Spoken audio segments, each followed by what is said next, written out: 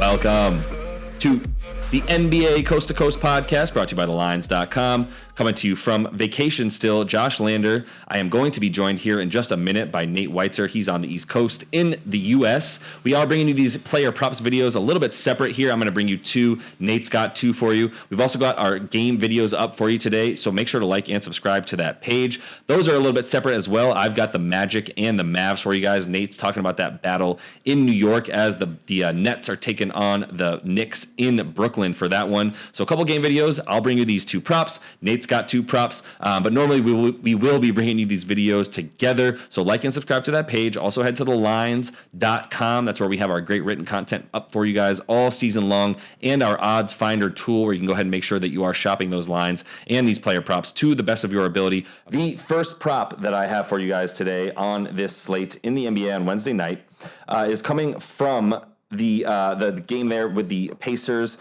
taking on Denver. I like points in this game. I wanted to take Denver initially when I just looked at the line for the very first time. 5.5 points for Denver. You think, wow, Denver is one of the best teams in the West.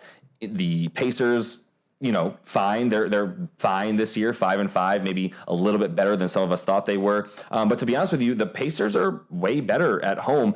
So is Tyrese Haliburton. And that's why I would feel a little bit better actually about the Pacers getting points in this game. And definitely Tyrese Haliburton, his prop at 19.5 points. It's only at minus 130 on DraftKings for the over. Our man's is at 22 points per game this season overall, 24. So a couple more points per game at home versus when he plays on the road. So I'm not really quite sure why 19.5 points is his prop in a game that he's playing against not a great defensive team, and especially on the road. Denver, the 25th overall defensive rating in the league when they're on the road. They've also are 24th, so 7th worst, if you will, 3-point defense when they're on the road, 27th in terms of allowing opponents points in the paint as well. All of this on the road so far this season. And, Haliburton doing everything he does a little bit better at home. So he's scoring either from the paint or he's scoring from the three-point line, right? Which is the modern day NBA. He is a modern day NBA player, very, very athletic, very tall point guard who also can shoot the deep ball, right, at this point. So Denver also, just to add to it, allowing the second most points per game, 2 point guards overall. So I really just stick with the points of this one. I know it's minus 130 on DK. You can shop it around, get maybe 20.5 points at a few other books, closer to about minus 111 on those books for him to get 20 points, or 21 points in that scenario.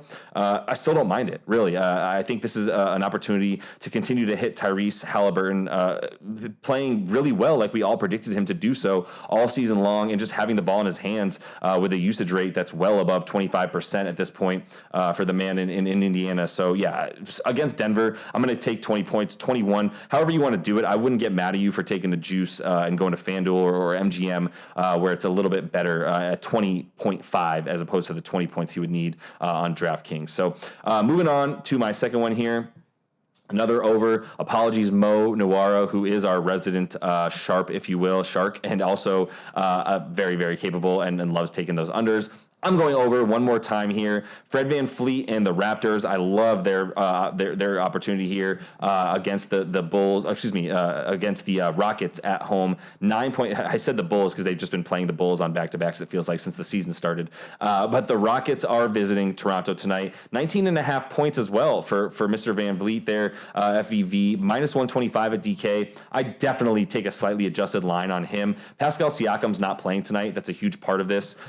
Houston is one of the worst defensive teams in the league, one of the worst teams overall, but definitely one of the worst defensive teams. Without Pascal in the last 5, Fred VanVleet there, 27 points a game. 20 field goal attempts as well, right? That's what you love to see is the usage rate and the amount of times that he's shooting the ball when Pascal's not on the floor. 52% from 3. Those are his splits. 46% from the field, 52 in his last 5 without Pascal. That's the trend, though, man. Like when Fred VanVleet is just letting go 3-pointers to the degree of like 12 to 13 a game, he's hitting 4.5 to 5 of them, right? So his 3-point percentage stays close to 50% when he's playing without Pascal Siakam because he's the one who has to score, and he continues to take good shots. Like he's just an incredibly smart point guard. He's also playing against Chicago. last 5 versus the Bulls, 25 a game in those. So like all these numbers are just like 5 to 6 to 7 points below what his prop is at right now.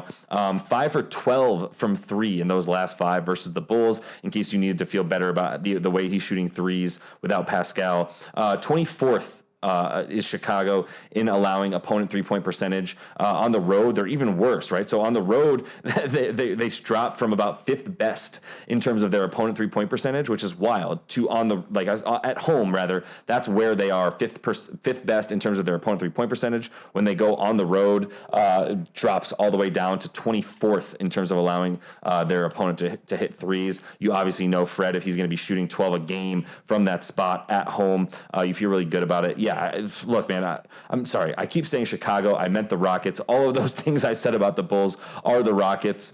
It is a little bit of a time difference here, man. I'm a bit tired in Europe. I did all of this research when I wasn't tired, if that makes you feel better, during the daytime out here in France or in Belgium these days. But either way, like I said, guys, Fred VanVleet, Tyrese Haliburton, that's what I feel really, really good about. Nate's got a couple of more props for you guys, so I'm going to go ahead and toss it to him and see you next time. Yeah, I'm going to look at the Spurs-Grizzlies game here, which has a pretty high total, 232. Interestingly, these teams have not been hitting their total lately when they do go head-to-head, but the Spurs are playing a very freewheeling style this season, sort of rebuilding under Popovich, and they've really been giving Keldon Johnson a ton of usage as their number one option in the post-DeJounte era, if you will.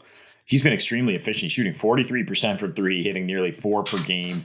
Just went 9 for 18 from deep and scored 27.5 points per game in a back-to-back set against the Nuggets. Not back-to-back nights, but consecutive matchups. And Memphis is a far worse defensive team right now. They allow the 5th most three-point attempts, the 7th most makes. They're 21st in both points allowed and defensive rating. And particularly on the wing is where they're struggling, giving up the 6th most points to small forwards, 4th most rebounds to small forwards. Keldon maybe a small forward, maybe a power forward. And, you know, he's kind of got the same body build as Jason Tatum, if you will. Not the same mid-range game, of course, not as much in his bag. But Johnson not necessarily playing small forward, some power forward as well. But if he gets matched up on Santi Aldama like Jason Tatum did in the Grizzlies last game, that's barbecue chicken. I mean, the Grizz are hurting right now without Jaren Jackson Jr. They don't have that kind of rangy forward who can deal with guys like Keldon Johnson. Aldama's getting blown by. John Conchar is not going to be able to get it done really against those alpha or giant wings, if you will, like KJ, which, you know, brings me to his number. It's 22.5 for just points, and I don't hate that at all. I would go 28.5 points, rebounds, or get the assists in there too at 30.5. He's averaging nearly 4 dimes per game this season, over 5 rebounds per game, and 24 points. So he's averaging 33 PRA. Last time out against Memphis last season, 34 PRA, 23 points, 7 rebounds, 4 assists on a 30% usage rate. And so now he's up to that kind of consistent high usage. Like I said, he's the Spurs' best player at this point. The Spurs are playing much higher scoring games. His usage on the season is 27.5%. So I'm on board with Keldon Johnson here, especially in this matchup. Like I said, the total is 232 when Memphis plays. Going under on Mr. George here, PG, Clippers and the Lakers playing out at Staples and Crypto Arena now, if you will. But I kind of want to see the Lakers snap this skid against the Clippers, win their 3rd game of the season. I think they've been playing much better. It's certainly in their last few games. I mean, Westbrook has been playing much, much better off the bench, and I think they have a serious advantage there. At plus 5.5 is where it opened. It's been bet down. People expecting the Lakers to at least keep pace here. I mean, these are 2 terrible offensive teams. First of all, they're pretty good defensively right now. No Kawhi Leonard, no Robert Covington for the Clippers, among, you know, who knows who else, because as they continue to kind of loaf through the regular season, they could rule guys out at any point. And so you might think Paul George, monstrous usage, going to get over 26.5 points. I don't think so. He only has really one super efficient game this season. It was against those Spurs I just talked about that are just playing fast-paced, limited defense. The Lakers are playing great defense for the most part. They, like I said, they just struggled in 2 matchups against the Jazz. I don't know how much of that is just matchup based, but they were playing much, much better on the other side of the ball. It just, again, I'm talking game spread here, but the point is George does not excel against this defense, against LeBron.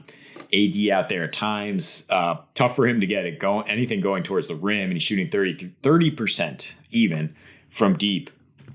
In his last 4 against the Lakers, averaging 18.5 points, 8 rebounds, 5 assists. So 39.5 PRA is expecting him to get those peripheral stats or less, along with the 26 points or less. Don't hate that either. I mean, he has 21 dimes and 18 turnovers in those 4 games against the Lakers.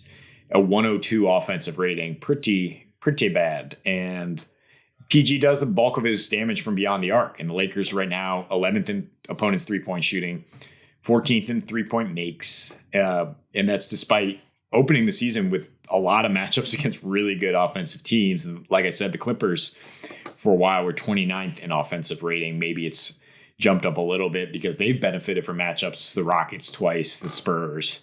And they did just get the tired Cavs in overtime.